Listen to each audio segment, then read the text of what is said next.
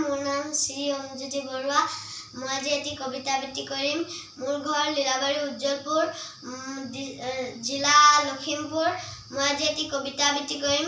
কবিতাটিৰ শিৰোনাম অকণমানি গান। মই ৬শ উজ্জ্বলপুৰ প্ৰাথমিক বিদ্যালয়ত পঢ়োঁ।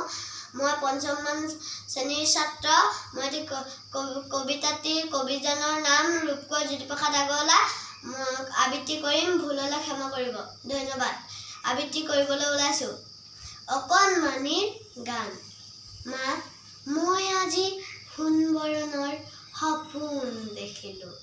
তোৰ আঙুঠিৰ ৰঙা বাখৰ পাখি পিন্ধি উৰা দেখিলোঁ। মা, অ' মা, তোৰ যে মা ৰঙা বগা হালধীয়া কেচৰচীয়া ৰিহা এখন আছিল। তাৰ নিচিনা চৰাই এটাই মোৰ কাষলৈ আহিল। মা, অ' মা, মই তোক বুলিলে সি কুটুক কুটুক কৰে আৰু ঘূৰ বুলিলে লৰ মাৰি গৈ ফুৰ ফুৰকৈ উৰে। বুজিছ মা, তাৰ চকু দুটা ঠিকটো আঙুঠিৰ বাখৰ আৰু গোটেই গাতে অঁকা বকা সোণৰ ৰূপৰ আখৰ। ধন্যবাদ।